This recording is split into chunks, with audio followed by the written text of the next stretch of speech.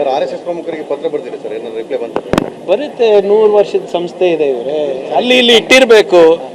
ದಾಖಲೆಗಳು ಯಾರಾದರೂ ಜೇಬ್ನಲ್ಲಿ ಇಟ್ಕೊಂಡು ಓಡಾಡ್ತಾರ? 100 ವರ್ಷದ ಸಂಸ್ಥೆ ಇದ್ದಾರೆ, ಪ್ರಾಮಾಣಿಕರಿದ್ದಾರೆ, ದೇಶಭಕ್ತರಿದ್ದಾರೆ. ಒಂದು ಜವಾಬ್ದಾರಿಯುತ ಸರ್ಕಾರದಲ್ಲಿ ಒಬ್ಬ ಗೃಹ ಮಂತ್ರಿ ಅವರಿಗೆ ಪತ್ರ ಬರೆದಾಗ ಅವರು ಉತ್ತರ ಕೊಡ್ತಾರೆ ಅಂತ ನಂಗೆ ನಂಬಿಕೆ ಇದೆ. ಆಫ್ಟರ್ ಆಲ್ ಅವರು ಕೂಡ ನಾಗರಿಕರು, ಅವರು ಕೂಡ ಏನು ದೇಶಭಕ್ತರು, ಅವರು ಕೂಡ ಸಂವಿಧಾನವನ್ನು ಪಾಲನೆ ಮಾಡೋರು. ಈಗ ನಾನು ಒಂದು ಪತ್ರ ನಿಮ್ಮ ಮೀಡಿಯಾ ಹೌಸಸ್ಗೆ ಬರೆದ್ರೆ ಉತ್ತರ ಕೊಡ್ತೀರಲ್ಲ? ಇಲ್ಲ, ಇದು ಸರಿಯಲ್ಲ ಅಂತಾನು ಉತ್ತರ ಕೊಡ್ತೀರಲ್ಲ? ಕೊಡ್ತಾರೆ, ಇವತ್ತಿಲ್ಲ ನಾಳೆ ಕೊಡ್ತಾರೆ. ಎಲ್ಲಿ ಹೋಗ್ತಾರೆ?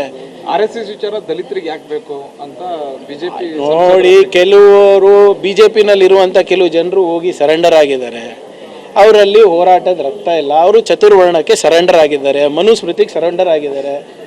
ಆ ಆಲೋಚನೆ ಅವ್ರದ್ದು ಇರ್ಬೋದು. ಇಲ್ಲಪ್ಪ, ನಾವು ಅವ್ರ ಕಾಲು ಕೆಳಗೇನೆ ಸೇವೆ ಮಾಡಬೇಕು ಅಂತ. ಅದಕ್ಕೆ ನಮಗೇನು ಸಂಬಂಧ? ನಮ್ಮಲ್ಲಿ ಅಂಬೇಡ್ಕರ್ ಅವರ ಹೋರಾಟದ ರಕ್ತ ಇದೆ, ಸಂವಿಧಾನ ನಮ್ಮ ಜೊತೆ ಇದೆ, ಬುದ್ಧ ಬಸವ ತತ್ವ ನಮ್ಮ ಜೊತೆ ಇದೆ. ನಾವು ಜನರಿಗೆ ಏನು ಒಳ್ಳೇದಾಗಬೇಕು, ಕರ್ನಾಟಕಕ್ಕೆ ಏನು ಒಳ್ಳೇದಾಗಬೇಕು ಮಾಡೋದು ನನ್ನ ಜವಾಬ್ದಾರಿಯಾಗಿದೆ. ನಾವು ಮಾಡ್ತಾ ಇದ್ದೀನಿ. ಸರ್, ಸಚಿವರು ಇಲಾಖೆಯ ಜವಾಬ್ದಾರಿಯನ್ನು ಬಿಟ್ಟು ಬರೀ RSS ಇಂದ ಹೋಗ್ತಿದ್ದಾರೆ, ಬೇರೆ ಇಲಾಖೆಗಳು ನೋಡಿ, ದಯವಿಟ್ಟು ಕ್ಷಮಿಸಿ ಅಪ್ಪ, ನೀವೆಲ್ಲ ಮಾಧ್ಯಮ ಸ್ನೇಹಿತರು, ನನ್ನ ಪರವಾಗಿದ್ದೀರ ಅಂದ್ಕೊಂಡಿದ್ದೀನಿ. ನನ್ನ ಕಾಗದದಲ್ಲಿ ಏನಿದೆ? ಅವರ ರಿಪೋರ್ಟನ್ನು ಉಲ್ಲೇಖಿಸಿದ್ದೀನಿ. ನನ್ನ ರಿಪೋರ್ಟಾ? ನಮ್ಮ ಗೃಹ ಇಲಾಖೆಯದು, ಗುಪ್ತಚರ ಇಲಾಖೆಯದು ರಿಪೋರ್ಟ್. ಅದು RSSನ ಒಂದು ರಿಪೋರ್ಟ್ನಲ್ಲಿ ಏನು ಹೇಳ್ತಾರೆ?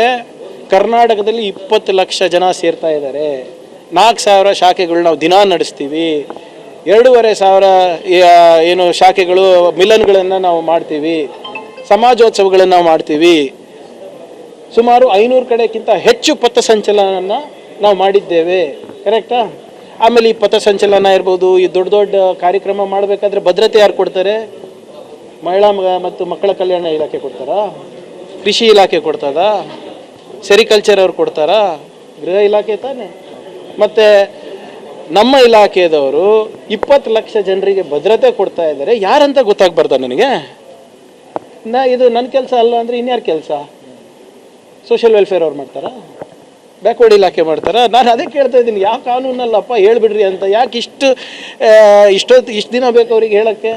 ಪ್ರಿಯಾಂಕ್ ಸುಳ್ಳು ಹೇಳ್ತಾ ಇದ್ದಾನೆ, ಅಥವಾ ಪ್ರಿಯಾಂಕ್ ಖರ್ಗೆ ಅವರಿಗೆ ಸಂವಿಧಾನ ಗೊತ್ತಿಲ್ಲ ಅಂತ ವಾಪಸ್ ಬರೆದ್ಬಿಡ್ಲಿ, ಅಫಿಷಿಯಲಿ ಬರೀಲಿ. ಸುಮ್ಮನೆ ಯಾವನೋ ಒಬ್ಬ ಲಾಯರಿಗೆ ಎಡಿಟೋರಿಯಲ್ ಬರ್ಸೋದು, ಸೋಷಿಯಲ್ ಮೀಡಿಯಾನಲ್ಲಿ ಹಾಕೋದು, ನಿಮ್ಮ ಮುಂದೆ ಬಂದು ಒಂದು ಅರ್ಧ ಗಂಟೆ ಡಿಬೇಟ್ ಮಾಡೋದು, ಅದು ಯಾವುದಕ್ಕೂ ನಾನು ಎದುರವನಲ್ಲ, ಅಂಜವನಲ್ಲ, ಅಥವಾ ಐ ಡೋಂಟ್ ಕೇರ್. ನಾನು ಅಫಿಷಿಯಲ್ ಆಗಿ ಬರ್ದಿದ್ದೀನಿ, ನೀವು ಅಫಿಷಿಯಲ್ ಆಗಿ ಬರೀರಿ. ಇಲ್ಲದ್ರೆ ಹೇಳ್ಬಿಡಿ ಅಫಿಷಿಯಲ್ ಆಗಿ ಲೆಟ್ರೇಟೇ ಇಲ್ಲ ನಮ್ಮದು ಅಂತ. ಲೆಟ್ರೆ ಈಗ ನೀವು ಕೇಳ್ತಾ ಇದ್ರಪ್ಪ, ದಲಿತ ಏನು ಸಮಿತಿಗಳಿಗಿದೆಯಾ, ಸಂಘಟನೆಗಳಿಗಿದೆಯಾ? ಹೌದು ಇದೆ. ಯಾವುದಿಲ್ಲ ರಿಜಿಸ್ಟರ್ ಮಾಡ್ಕೋಬೇಕು. ಹಿಂದುಳಿದ ವರ್ಗದವ್ರು ಇರ್ಬೋದು, ಅಲ್ಪಸಂಖ್ಯಾತರು ಇರ್ಬೋದು, ಯಾರಾದರೂ ಇಷ್ಟು ದೊಡ್ಡ ಪ್ರಮಾಣದಲ್ಲಿ ಅವರು ಕೂಡ ಇಂಥ ಚಟುವಟಿಕೆಗಳು ಮಾಡಿದ್ರೆ they also have to get registered. ನಾವು ಯಾವುದೋ ಒಂದು ಮಿತ್ರ ಮಂಡಳಿಗೆ ರಿಜಿಸ್ಟರ್ ಆಗುವಂತ ಇದೀವ? 20 ಲಕ್ಷ ಜನ ಸೇರ್ತಾ ಇದ್ದಾರೆ ಸ್ವಾಮಿ. ಆ್ಯಂಡ್ ಇದು their report, not my report.